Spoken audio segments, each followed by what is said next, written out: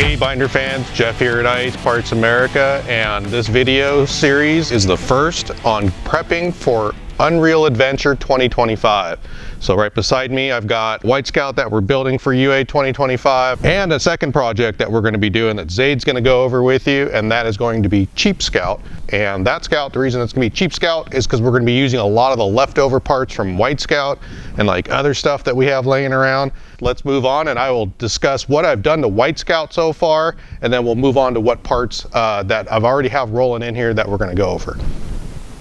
When we last left White Scout, it was the last day of UA 2020.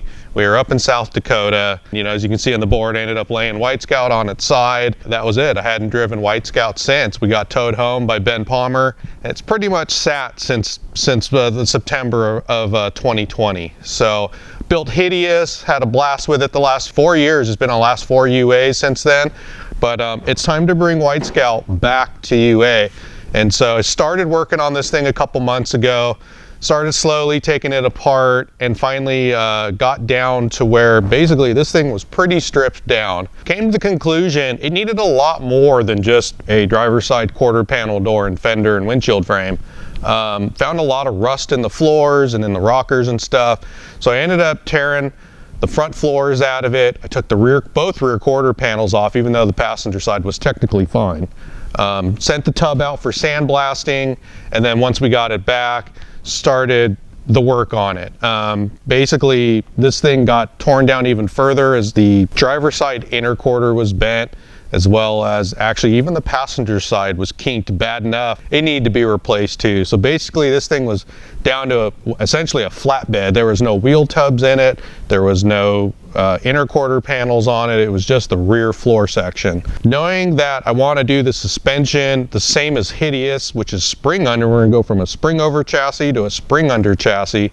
I'm going to need a lot more wheel well clearance. So first thing we did was I stretched out the rear wheel tubs. I cut them down the middle, and then I added a strip on the bottom to get them both 3 inches taller and 3 inches wider. So that gave me a lot more room. I'm hoping to fit a minimum of 37-inch Milestar tire on this thing. Hoping for 38s or 40s. I won't know until I ended up setting up the suspension and you know, dropping the body down and start flexing things out, what I'm going to be able to get away with. But the goal is a minimum of a 37-inch tall tire on this. I also worked on the front floors and the floor mounts. Like I said, replaced the front floor mounts. Once the floors were in, it was back to the quarter panels and the stretched out wheel well arches.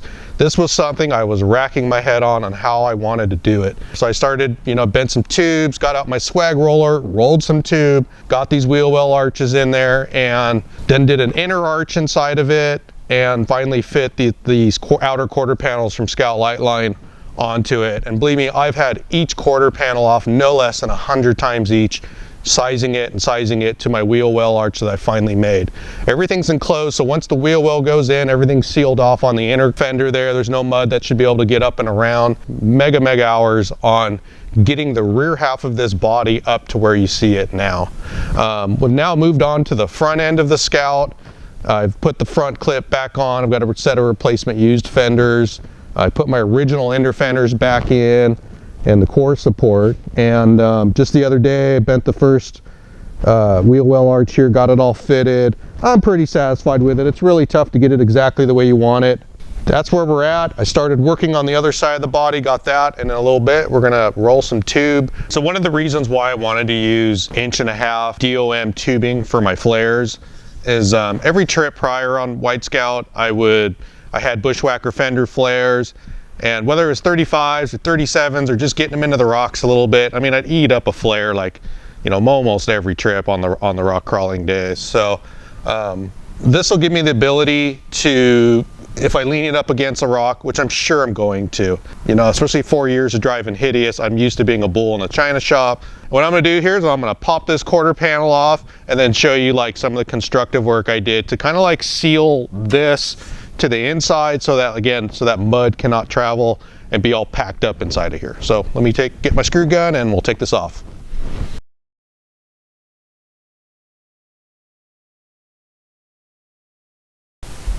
All right, so with the fender off, you can see the whole inner structures from one end totally wrapped around the other end. At virtually every single clamp I have in the shop on this thing to hold its shape. Once I got that done, I ordered a new die from Swag Off-Road to put in my tube roller to be able to bend flat strap. So not only did I bend this little strap here that you see that the quarter panel backs up against, I also rolled a strap that's behind here, and that joined the inner 1.5 inches. There's another 1.5 inches 120 wall DOM tube on here, and a bunch of other connectors that go from the outer to the inner one, and that's how I sealed everything off. So then when the quarter drops, again, it's all sealed off back here. The only opening is in the back like it would normally do, which I might end up adding a little bit more shielding back here in the end. I'm not sure yet. We'll see if I have the room to do that to help keep any other mud from possibly getting inside. But that's how I built everything on the backside. And when I go to put the quarter panel on, I'm going to end up gluing it on this whole lip on this side. The rest will get spot welded in, but I'm going to use a glue on this just to keep the panel from distorting, since I don't have the usual way and original way of mounting it. All right, so up front, I went through the Firewall and patched like the 2,000 holes I've put in this thing for the last 20 plus years. And patched up a lot of the OEM holes, including like the heater and stuff. This thing's going to be getting a Vintage Air Max, their biggest, baddest, latest AC heat system underneath the dash. So we're not going to be needing the big heater box on the passenger side. You'll notice on all the body mounts, I ended up putting an extra 1/8 inch strap just to help beef things up a little bit. Again, each body mount gets that, including the front, so that way the body got equally shimmed an extra 1/8 of an inch. And again, that's going to be on top of the 1 inch body lift I'll actually be doing on it. And then as you can see, the mounts for the tubes, you know, they poke through the rockers, both front and back. And then up front, we hooked up a tube connector to right underneath the inner fender, and then that way basically I'm able to still take the front of the Scout apart, with the exception of when you have the body tub, my front fender flares are still all going to be like poking out and forward of it. The inner fenders, when I go to reinstall everything, will drop into place and be bolted down. Let's go over some of the parts that we'll be adding to White Scout's project. All right, so I'll bet some of you have asked, why am I going so wide on the fender flares? Well, we're not going back again with White Scout's axles. Those are going to be under Cheap Scout. So I'm actually putting in the exact same axles that are in Hideous. Ultimate Dana 60s, 538 gears, ARB air lockers. My rear axle, I actually bought a kit. I was going to build it narrower than what's in Hideous, which is 69 inches. But after doing all the math, there really wasn't much gain to building them and trying to make them any narrower. There wasn't much to make any narrower out of it. Ended up finding what's underneath the blue tarp here, which was somebody local had a brand new Ultimate Dana 60, 538 gears and ARB air lockers. The rear axle, like I said, I went and moved ahead with that and having it custom built. WFO Concepts down the road for me and my friends there, they are putting the rear axle together back to basically be the exact same axles, again, that are under Hideous. So let me show you what's behind White Scout's front bumper and underneath the blue tarp.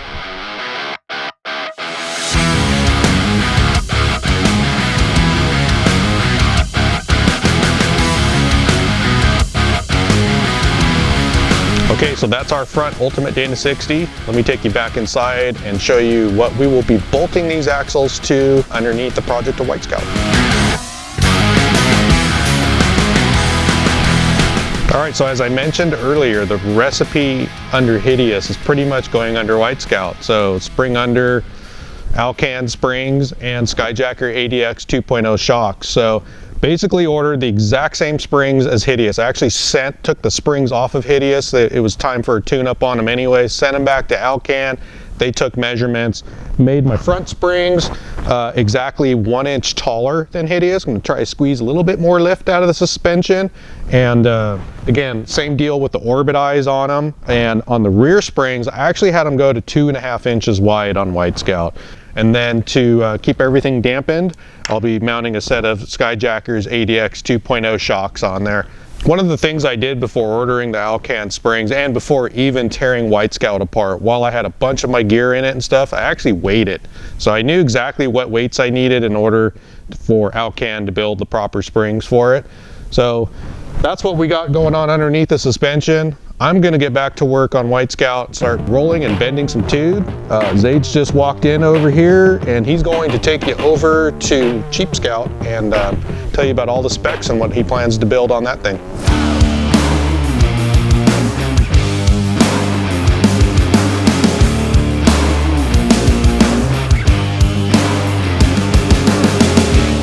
We picked this Scout for a couple reasons. It was cheap, it was local, it's rusted out, it's clapped out. It's just far from stock. I mean, the quarter panels are cut out of it. There's holes through the floor. You couldn't even bolt a seat base in it if you wanted to. So that's how we picked this Scout. It's a 1973 Scout 2 with an AMC 258. And in my opinion, it's the perfect candidate for absolute destruction on a budget. This Scout was one of the most bare bones Scouts you could probably buy back in the day. It's got the 258 straight six, which was the factory base option. It's got the T15 3-speed manual backed by the Dana 20. It has drum brakes, front and rear, the front Dana 30. It's got manual steering and manual brakes. So not only is this thing cheap, rusted out, but it's also a bare bones hustler truck. No stereo, a bench seat, a half cab. So here we got the legendary, as they call it, AMC 258, and in its former glory. I have no idea if this thing runs. I'm popping the oil cap right now. It definitely looks like a Pennzoil engine, very gummy inside, so we'll see if this thing even runs. Someone's been in here before. It's got a HEI in-cap distributor / coil unit in here. Very unmolested. Like I said, manual brakes. It's got no power steering. I mean, this thing was just bare bones. It has an alternator on the engine, and that's just about it. If we can get this motor to run, we'll be putting fuel injection on it, obviously for wheeling, and probably a header of some kind and a new distributor in it. We will be keeping a 258, whether it's this 258, we don't know yet, but we got plenty of 258s laying around if this thing doesn't run. So, shouldn't be a problem, but at least the hood shuts. Alright, as you can see, the Cadillac interior is now exposed to the sunlight, and really the only nice thing about this Scout is it came with these immaculate sun visors. Probably the nicest thing in the Scout. Everything else though, I mean, you could see for yourself. I mean, there's holes in this rocker. I could stick this sill plate right through. I mean, there's not a non-rusty part of this floor on this whole Scout. We're going to keep it a half cab in here. We're going to throw some safe seats, because safety is always key. But yeah, this is a no-thrill Scout. We're going to be keeping it just the way it is. We're not cutting corners. We're just making it as bare bones as possible to show you that you can wheel a Scout on a budget. Alright, you may have saw these two bell housings on the floor here, and we have these for a specific reason. So we're going to be doing a 4-speed swap on this Scout. It's really the hardest part about the swap is finding the bell housing. Luckily, I was able to scrounge up a couple at the shop here. There's slight differences in them, same part number. So I grabbed both of them. I'm not sure which one I'll actually need. However, this is like one of the main pieces of doing the 4-speed swap. This is really what deters people from using an AMC 258, because usually they came with 3-speed. It's hard to find a 4-speed bell housing. So luckily this is the main piece to the puzzle, and we're going to walk down and show you the transmission that we're going to be using and how we got it. Alright, so we're going to be using this T19 here, and this is a wide ratio variant, not a close ratio, which is what's more commonly found. And how I sourced this transmission was from our very own Michael Dimmick. He had this in his garage, and I negotiated for him to bring it to me for free and deliver it for free. And he unfortunately did not rebuild it for free. I'll have to be doing that myself. But we did acquire the transmission. And just a fun fact, an interesting feature of the wide ratio T19 is it has this groove cut in the input shaft. So that's how you can kind of indicate it's a wide ratio, which is about 6.3 to 1 first gear ratio, so don't quote me on that. So we're going to be using this chassis, which was from the White Scout. We're going to be removing the engine and transmission, and that's going to be reused in the White Scout. And this is the transfer case we're going to be using, the Dana 300, so we're going to adapt that to the back of that T19. So quite literally, we're going to try to keep the transmission mount exactly where it is, keep the original drive lines where they're at, keep the axles where they're at, keep everything exactly the same, and just bolt that body on here and get that 258 and that 4-speed bolted behind that Dana 300. We may try to swap out some of these shocks for some Skyjacker shocks before the event.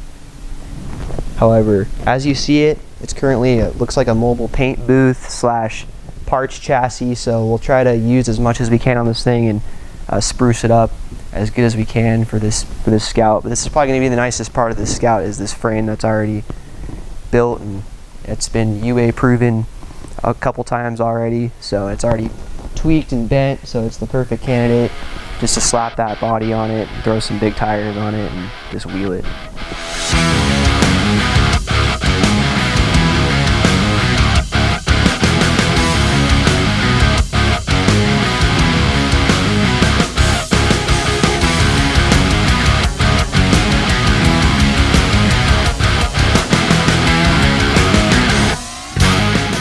So what I got next here, where I left off on Sunday, it's Tuesday now, just in case you're wondering, is I got my front tube installed underneath in the front with my tube coupler, and basically I had finished the arch on my driver's side, and now what I got to do is I need to copy it to the front side here as close as I can. Had to do the same thing in the rear. I ain't gonna lie, I'm a little bit off in the rear, but you really have to look for what I'm off on back there, but basically the left and right aren't identical in the rear as I was hoping, but gonna try to do a little bit better job here in the front.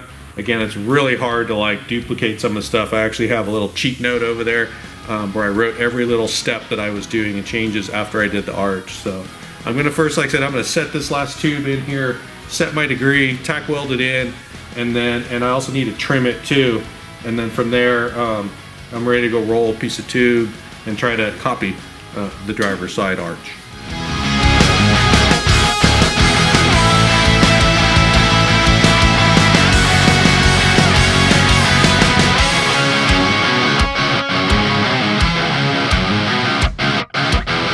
Alright, so what I'm doing is I'm cutting some smaller 1.25 inch pieces of tube that I'm going to use as inner sleeves on each end here. I'm going to put one on each side so that when I put my arch in and then I go to weld up the seam, hopefully everything's lined up nice and it looks like, you know, it was originally one piece. So I got to work on these because this is into a bend. It's not perfectly round, so I've got to do some special sanding, make this little piece fit custom into here. I'll probably have to do the same on the top because of the way the arch comes down, and probably on the back side too.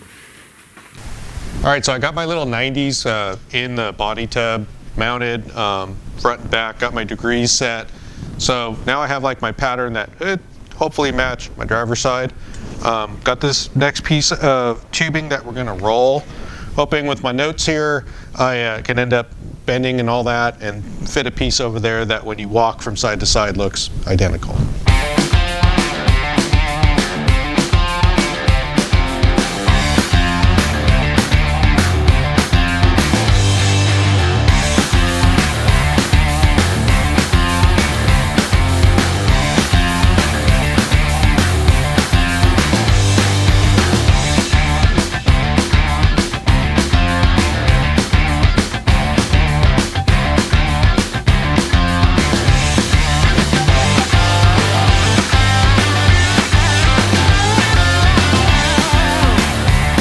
Now that I've got that bent up, I'm going to be sanding these down to make these fit in here on both sides. I'm going to use my straight edge I got going across to mimic my height. This is kind of like my height indicator. It's also going to help hold this while I'm working with it, this wire. But I got something on each end I can measure and make sure my heights are the same, top to bottom, and then do my best to also gap it here and make sure that my distance all the way along here is the same on this side, on that side. So that's what I'll be working on for the next few days. Joe's gonna be, Cameraman Joe will be back to film next week. We'll see what kind of progress I make on this and see where we're at. It could be like Groundhog Day in the back where just taking, you know, fenders off 100 times each to fit and make nice, but it's a lot of work, but the payoff will be awesome. So thanks for watching, guys. And again, although we won't be having a video out every week, we'll be filming every week, and hopefully like once a month here in the next, 7-8 months, we'll have updates of how this project's coming along and how Cheap Scout is coming along. So don't forget to subscribe and like, and until next time.